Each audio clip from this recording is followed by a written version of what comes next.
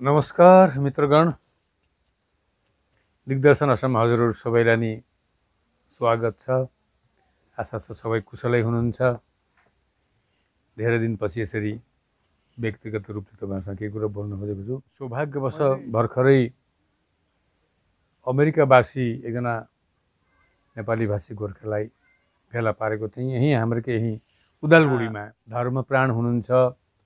हजुरहरूलाई थाहै छ, श्री ठाकुर अनुकूल चन्द्रका को सत्सङ्ग जुन छ, सत्सङ्गका एकजना वरिष्ठ प्रवीण कर्मी हुनुहुन्छ, दीक्षादाता हुनुहुन्छ, सहप्रतिनिधि हुनुहुन्छ। सुदूर अमेरिका यो एउटा वासिङटन डिसी छ, उहाँ एकजना बासिन्दा हुनुहुन्छ। उहाँ पूर्वमा भुटानका बासिन्दा हुनुहुन्थ्यो। भुटानमा विस्थापित भएर धेरै हजारौँ हाम्रो नेपाली भाषी मान्छेहरू सरकारले रिफ्युज गरेर रिफ्युजी भएर 18 वर्ष नेपालको विभिन्न ठाउँमा दुःख कष्ट भोग गरेर उहाँहरू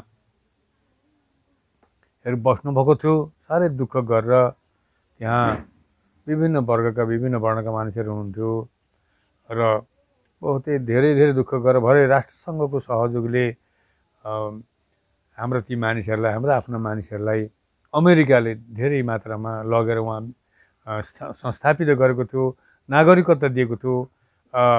भुटानको एउटा आनन्दमय जीवनपछि फेरि दुःखमय जीवन रिफ्युजीको, त्यहाँ अहिले अत्यन्त सुखमा हुनुहुन्छ उहाँहरू।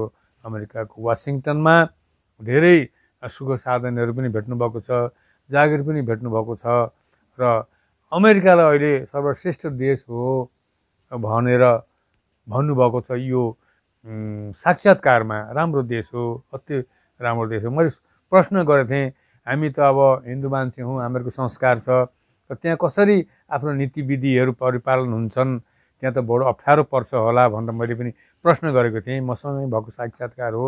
र उहाँले भन्नु, हामी त्यहाँ सुन्दर रूपले बसेका छौँ, हाम्रो संस्कृतिहरू, हाम्रो चाडपर्वहरू, धर्मनीतिहरू सबै नै परिपालन गर्छौँ। अमेरिकामा विभिन्न ठाउँबाट आएका मानिसको देश हो अमेरिका, उसको सक्रियता भन्ने छैन र त्यहाँ मठ मन्दिरहरू छन्, गिर्जा छन्, सबै थोक नै छन्। र म छक्क पनि परेँ र तपाईँहरूलाई पनि त्यसको रस साधन गर्नका लागि हाम्रा नेपाली भाषी गोर्खेहरू, हाम्रा मानिसहरू अमेरिकामा कसरी जीवन धान्नु हुँदो रहेछ त, धर्म कसरी परिपालन गर्नुहुन्छ र कसरी आफ्नो संस्कार भाषाहरूलाई रक्षा गरेर बस्नुभएको छ, त्यो कुरो जनाउनका लागि मैले यो भिडियो साक्षात्कारलाई पस्किन खोजेको। त्यसको पूर्वाभासका रूपमा मैले अलिकति कुराकानी गरेँ। उहाँ श्री ठाकुर अनुकूल चन्द्रका सत्सङ्गका एकजना ऋतिक हुनुहुन्छ, सहप्रतिनिधि, देश विदेशमा दीक्षा दिँदै हिँड्नुहुन्छ। वर्षेनी उहाँ नेपाल भारत आउनुहुन्छ, यताको माया छ र उडेर आउनुहुन्छ।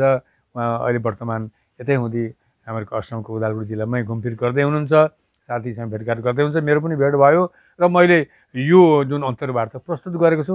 आउनुहोस्, अमेरिकाका हाम्रो नेपाली भाषीहरूको जनजीवन कस्तो छ, धार्मिक जीवन कस्तो छ, के कस्तो भन्दै हुनुहुन्छ, आउँ हेरौँ। यहाँ हुनुहुन्छ इन्द्र भण्डारीज्यू सुदूर वासिङटनबाट।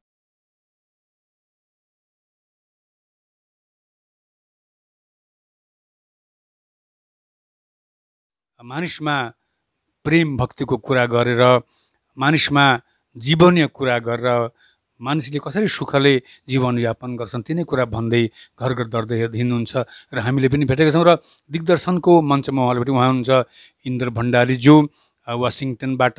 तपाईँलाई स्वागत छ दिग्दर्शनमा। जय गुरु, धन्यवाद। मलाई यसरी यो अवसर दिनुभएकोमा म धेरै कृतज्ञ प्रकट गर्दछु। तपाईँ इन्द्र भण्डारीजी हुनुहुन्छ र हाल उहाँको बास अमेरिकामा छ, वासिङटनमा छ, उहाँकै नागरिक हुनुहुन्छ र तपाईँ एकजना विशिष्ट सत्सङ्गी हुनुहुन्छ, सहप्रतिनिधि हुनुहुन्छ, दीक्षादाता हुनुहुन्छ। यो सत्सङ्ग जगतमा तपाईँ किन आउनुभयो, अरू कहिलेबाट आउनु? धन्यवाद। म यो सत्सङ्गमा जानेर आएको होइन।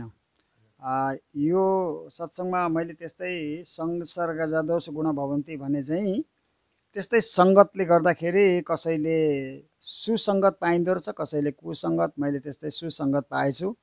र म अङ्ग्रेजी 1979 अक्टोबर 13 तारिक शनिबारका दिन मैले यो सत्सङ्ग एउटा कार्यक्रम भइरहेको ठाउँमा त्यतिकै एउटा त्यहाँ मुख दर्शकको रूपमा गएको थिएँ र त्यहाँ मलाई त्यसरी कसैले प्रेरणा दिनुभयो कि यो यस्तो उस्तो भनेपछि मैले कुनै उजुर आपत्ति नगरिकन मैले दीक्षा ग्रहण गरेँ। कसैले चाहिँ म राम्ररी बुझौँ, हेरौँ, पछि गरौँला भन्दछन्।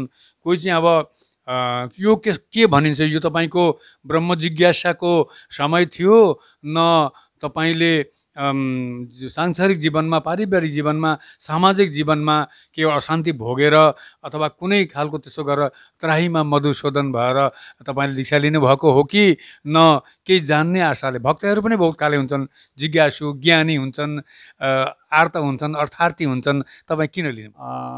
मैले केही पनि बुझेर होइन, यहाँभित्रबाट केही बुझिन्छ होला, कोही राम्रो कुरो भेटिन्छ होला भन्ने हिसाबले मैले अब साथीको परामर्श पाउँदाखेरि ल न त के हुँदो रहेछ हेर्दै जाउँ भन्दै मैले दीक्षा ग्रहण गरेको हो। जिज्ञासु भएर, कारण भक्तहरू चार प्रकारका हुन्छन्, जिज्ञासु, आर्त हुन्छन्, ज्ञानी हुन्छन् र अर्थार्थी हुन्छन्। तपाईँ जिज्ञासुको रूपमा आउनुभयो, बहुत राम्रो।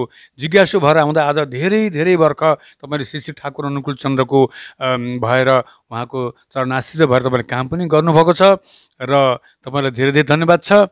अब आयो, हजुर अमेरिकाबाट हुनुहुन्छ, अमेरिकाको वासिङटन स्टेटमा हुनुहुन्छ। वासिङटन स्टेटको ठाउँको नाम स्पोकन सिटीबाट हुनुहुन्छ, स्पोकन सिटी भन्छ।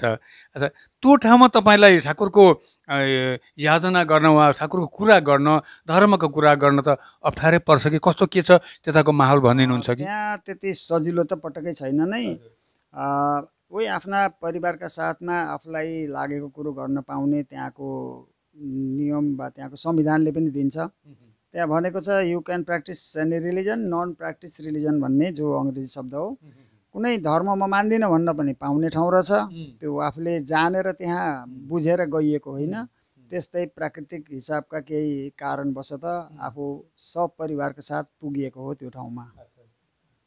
र त्यहाँ जसरी यहाँ भनौँ नेपाल, आसाम, अब भारत, अरू विभिन्न देशमा, बङ्गलादेशतिर यी जति सजिलोसँगले श्री श्री ठाकुर अनुकूल चन्द्रजीको बारेमा केही कार्यक्रमहरू गर्न, उहाँका बारेमा अरू कसै साथीभाइलाई भन्न मिल्दछ, त्यसरी उहाँ चाहिँ त्यति सजिलो गरी मिल्दैन।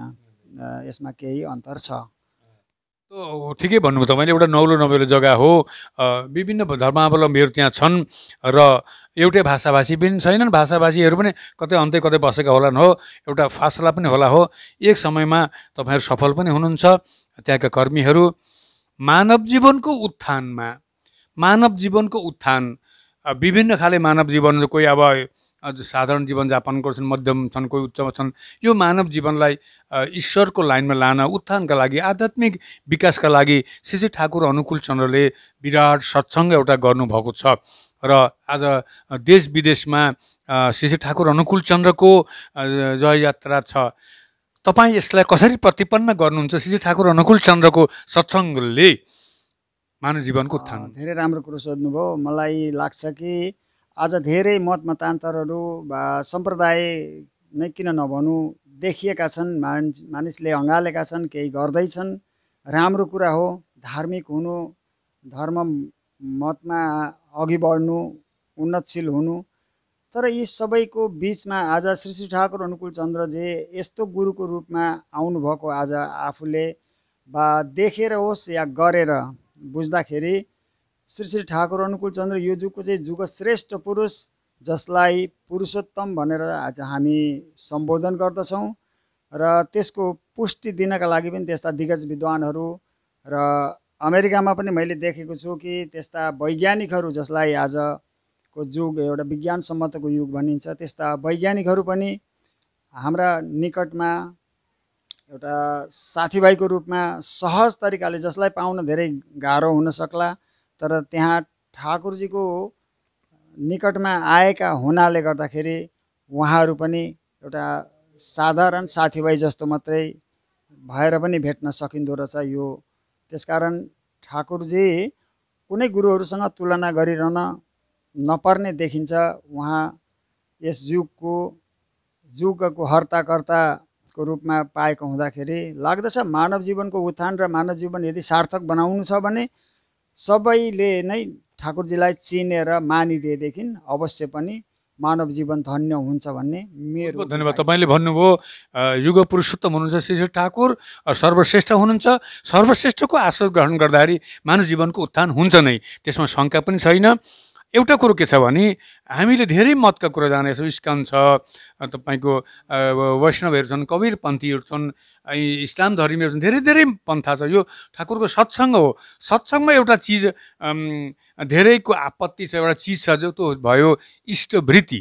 तपाईँ सत्सङ्गीहरू यजन याजन इष्टवृत्ति गर्छन्, त इष्टवृत्ति निवेदन गर्ने चलन सत्सङ्गमा छ, अरू कुनै पन्थाहरूमा छैन। र यो एउटा अलिकति मानिसका लागि अलिकति असजिलो व्यवस्था छ र यो व्यवस्थाले अनुयायीहरूलाई कस्तो खालको उत्थानमा मद्दत पुर्याउँछ? यो इष्टवृत्ति, इष्ट भन्नु नै मङ्गल हो, अनिष्टको विरुद्धमा इष्ट, जसै अँध्याराको विरुद्ध उज्यालो भने चाहिँ मानव जीवनमा अनिष्ट कसलाई कतिखेर पर्छ त्यसको कुनै सीमा हुँदैन। त्यही कारण इष्टवृत्ति भन्ने कुरो यो आजको नभएर परापूर्व कालदेखि नै जुगदेखि हुँदै आएको। जसरी द्वापर युगमा भगवान् श्रीकृष्णले पनि गीताको 3 अध्यायको 12 श्लोकमा दिएको पाइन्छ कि इष्टलाई केही कुरो पर नसारिकन खाँदाखेरि त्यो बा त चोरेर खाए जस्तो हुन्छ, बा के अलिक तुच्छ प्रकारले पनि केही त्यसको बारेमा भनेको हुँदा, र त्यो किसिमको जुन सत्सङ्गमा इष्टवृत्ति गर्ने प्रथा छ त्यो आज कुनै पनि मत सम्प्रदायमा नपाइने कुरो तपाईँले नै भनिहाल्नुभयो, सही हो कुरो। त्यसो हुँदा यो इष्टवृत्तिकै कारणबाट चाहिँ मानव जातिमा मङ्गल भएको र त्यो मङ्गल गरेर भएको कुरो चाहिँ पाइएको छ। नगरिकन चाहिँ सायद अब भनाइ नै छ इष्टभरण पितृपोषण परिस्थितिको उन्नयन यो नगरे जे नै गर हुन्छै हुन्छ त्यसको अधोपतन भन्ने पनि ठाकुरजीले बानी दिनुभएको छ। यो यस्तो किसिमको मङ्गलप्रद कर्म आज ठाकुरले यो इष्टवृत्तिको माध्यमबाट मानव कल्याणको लागि ल्याएको बुझिएको छ। यो कुनै नौलो त होइन भन्ने, यो नौलो होइन, पुरा कालदेखिबाट थियो, तर बिचमा कसैले नगरेर त्यो बिर्सेको भगवान् श्रीकृष्ण तपाईँले उद्धृति दिनुभयो, इष्टान भोगान हि देवान दास्यन्ते यज्ञ भावित तैर दत्तान पदायभ्यो भुङ्ते सस्तेन एव छ। इष्टलाई नदिकन खायो भने त चोर हो भनेको छ। भगवान् श्रीकृष्णले त्यो कुराको पुष्टि गर्नुभएको छ र धेरै वर्ष हुनाले गर्दा चलनमा आएन भनेर त्यो छैन भन्न पनि सकिँदैन। र प्रभु आएर अहिले लगाउनुको राम्रो कुरो तपाईँ सुनिन्छ। अमेरिका एउटा संस्कारविहीन देश भनेर, त्यहाँ विवाहको पनि केही नीति छैन, खाद्य नीति पनि छैन, र सामाजिक नीतिहरू पनि त्यस्तो खालको बन्धन छैन। एकछिन अघि तपाईँले भन्नुभयो आस्तिकलाई पनि जग्गा छ, नास्तिकलाई पनि जग्गा छ भनेर। र यो तपाईँको इष्टमय जीवनका लागि, तपाईँ एउटा धार्मिक जीवन तपाईँ परिपालन गर्नको लागि तपाईँलाई अप्ठ्यारो त पर्दैन? तपाईँ जस्तो अरूलाई अप्ठ्यारो त पर्दैन? कसरी तालमेल गरेर तपाईँ अमेरिकामा बस्नुहुन्छ? मलाई त्यस्तो लाग्दैन। अमेरिकामा त्यस्तो संस्कार छैन केही भन्न, किनभने मलाई अति सुन्दर यो पृथ्वीमा यदि छ भने अमेरिका भन्ने, त्यहाँको शासन जुन प्रशासनिक व्यवस्थाहरू पनि राम्रो पारदर्शी हिसाबको मेरो बुझाइ छ।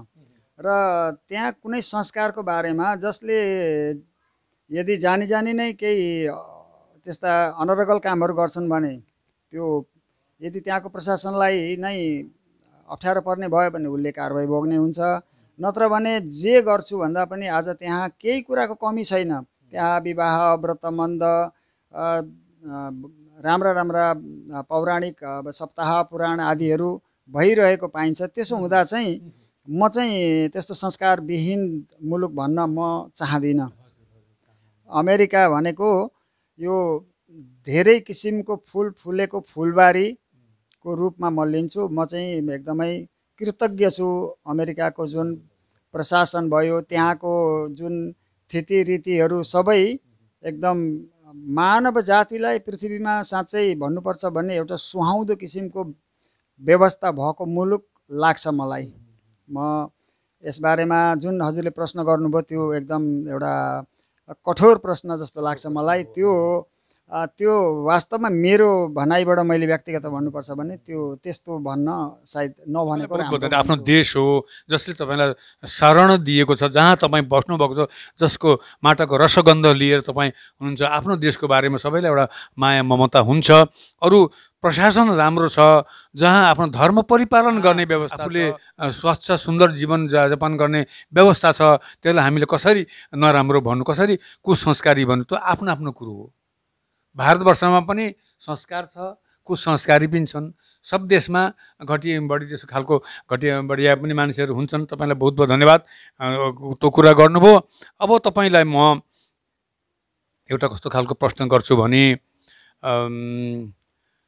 यो गोर्खा समाज जुन हामीहरूको नेपाली भाषी गोर्खा समाज छ, विश्वको गोर्खा समाज है, सारा विश्वमा नेपाली बोल्छ, गोर्खेहरू छन्, वीर जाति हो, विश्वासी जाति हो।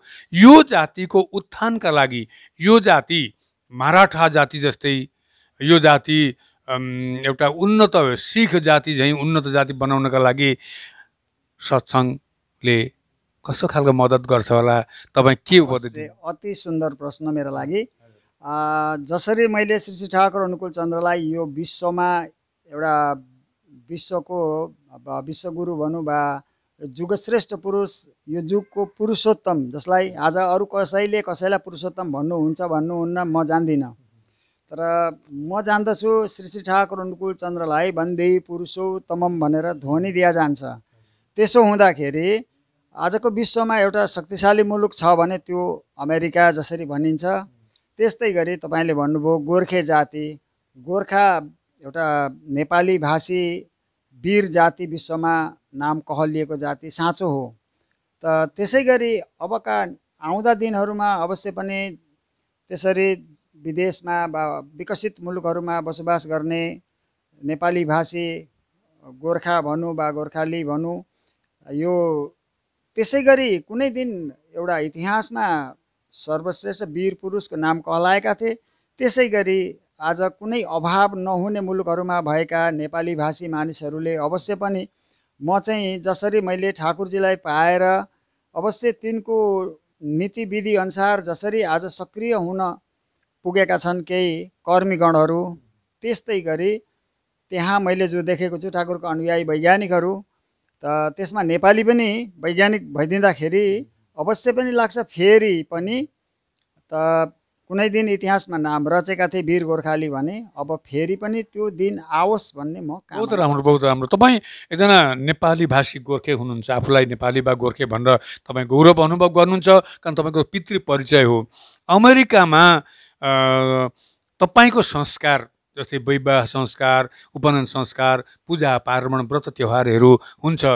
नेपालीहरू एक्लै त बस्न सक्दैन, त्यहाँको नेपाली समाज र त्यहाँको संस्कार कस्तो छ, कसरी तपाईँहरू तालमेल गर्नुहुन्छ, मर्दा पर्दा मानिसहरू चाहिन्छ, कसरी कस्तो खालको छ नेपाली समाज, त्यहाँको अलिकति भनिदिनुहुन्छ कि? अवश्य, धेरै राम्रो कुरो सोध्नुभयो। यो जहाँ हामी नेपाली बसेका छौँ त्यहाँ जुन चिज यहाँ केही गर्न जाँदा केही कुराको अप्ठ्यारो पर्थ्यो होला, केही अभाव पनि खड्किन्थ्यो होला, तर मलाई लाग्छ कि अमेरिकामा नेपाली जसरी बसोबास भएको ठाउँ छ, केही मात्रामा सङ्गेटिएर बसिएको पाइन्छ र त्यहाँ त त्यस्तो केही अप्ठ्यारो महसुस कसैलाई पनि हुँदैन। जसरी यहाँ गरिन्थ्यो बरु यहाँ पो केही चिजको असुविधा पो महसुस गर्नु पर्थ्यो होला कि भन्ने लाग्छ, त्यो बरु त्यहाँ पर्दैन। त्यहाँ चाहिने कुराहरू पण्डित पुरोहितहरू, त्यस्ता कार्यक्रम गर्ने स्थानहरू जहाँ भन्यो त्यहाँ जस्तो भन्यो त्यस्तो प्रकारले गर्न पाएको मैले। अति सुन्दर। अमेरिकामा बसेर हामी भाउँछौँ अमेरिकामा बसेर विधर्मी भइन्छ, के खाइन्छ के गरिन्छ भन्ने, तर यहाँले यस्तो भन्नुभयो अमेरिकामा पनि नेपालीहरूको समाज छ, अरू अरू जातको पनि समाज छ, आफ्नो संस्कारहरू परिपालन गर्न, धर्म परिपालन गर्न, नीतिविधि परिपालन गर्न कुनै प्रकारको असुविधा, बरु यहाँ आउँदा केही अप्ठ्यारो पर्यो तर उहाँ साह्रो गाह्रो भन्ने कुरा सबैले सहयोग गर्छ। राम्रो, अत्यन्त राम्रो लाग्यो, खुसी लाग्यो। तपाईँ एकजना नेपाली भाषी गोर्खे भएर अमेरिकामा गएर धर्मको काम गर्दै हुनुहुन्छ, संस्कार परिपालन गरेर अरूलाई पनि धार्मिक बाटो देखाउँदै हुनुहुन्छ। तपाईँ एकदम धन्य हुनुहुन्छ। तपाईँसँग भेटघाट गरेर हामीले साह्रै राम्रो लाग्यो। अब आयो दिग्दर्शन असम। दिग्दर्शन असम भने हाम्रो जुन युट्युब च्यानल छ त्यसको भएर म रेवतमोहन उपाध्याय तिमसिना तपाईँसँग यो साक्षात्कार लिँदैछु। हाम्रो अहोभाग्य हो दिग्दर्शन असमले तपाईँ जस्तो एकजना गुणी ज्ञानी व्यक्तिलाई हामीले तपाईँ मञ्चमा दिएर भलाकुसारी गर्ने एउटा मौका पायौँ। तपाईँ यो दिग्दर्शन असमलाई के आशीर्वाद दिनुहुन्छ? यस दिग्दर्शनले गरेका कार्यहरू तपाईँ हेर्दै हुनुहुन्छ अमेरिकामा बसेर, के भन्नुहुन्छ? धेरै धेरै धन्यवाद छ रेवती मोहनज्यू। मेरा एक प्रकारले मभन्दा ज्येष्ठ हुनुहुन्छ र म यसरी हजुरसँग भेटौँला, यसरी बोलौँला भन्ने त मेरो कुनै त्यस्तो मैले केही सोचेको पनि थिइनँ। यो अकस्मात आज हाम्रो जम्का भेट हुन गयो वा यसलाई भनिन्छ दैव संयोग। यसमा हजुर मेरो एक किसिमको एउटा अप्रत्यक्षमा पनि मित्र, प्रत्यक्षमा पनि एकदमै हितैषी हुनुहुन्छ। त्यसो हुँदा हजुरले चलाउनु भएको दिग्दर्शन आसामप्रति म धेरै धेरै कृतज्ञता प्रकट गर्दछु। साथै साथ म श्री ठाकुर अनुकूल चन्द्रजीको एउटा अनुयायी वा तिनको वार्तावाहकको रूपले मैले भन्नुपर्छ भने यो दिग्दर्शन आसामले म जुन उद्देश्य लिएर अमेरिकाबाट आज नेपाल भारत हुँदै घुम्दैछु, मेरो घुम्नुको उद्देश्य छ श्री ठाकुर अनुकूल चन्द्रजीलाई धेरैले चिनिदिउन्, मानिदिउन् र उहाँको वास्तव उद्देश्य बुझुन् भन्ने नै मेरो एउटा अभिप्राय छ। यसलाई म जे चाहन्छु त्यो कुरो यो दिग्दर्शन आसामले पनि अवश्य निकट भविष्यमा पूर्ण रूपले सहयोग दिनेछ भन्ने पनि म आशा गर्छु र दिग्दर्शन आसाम मार्फत श्री ठाकुर अनुकूल चन्द्रजी आजको जुगको जुगश्रेष्ठ पुरुष वा यो पृथ्वीमा यो जुन त्राहिमाम मधुसूदनको जो अवस्था छ यसलाई चाहिँ निवारण गर्ने काम दिग्दर्शन आसामले पनि सहयोग पुर्याओस् भन्ने म कामना राख्दछु। तपाईँ एकजना भक्त प्राण हुनुहुन्छ, परमप्रेम श्री ठाकुर अनुकूल चन्द्रका एकजना प्रतिनिधि हुनुहुन्छ, सहप्रतिनिधि हुनुहुन्छ। परमपिताको इच्छा, पुरुषोत्तमको इच्छा परिपूर्ण होस् जगतमा, घर घरमा सतनाम होस्, घर घरमा उनकै जय जयकार होस्, तपाईँको पनि मङ्गल होस्, सबैको मङ्गल होस्। त्यो भन्दै फेरि पनि भेट्ने आशाले आजलाई यतिमै जय गुरु। जय गुरु। धेरै धेरै धन्यवाद।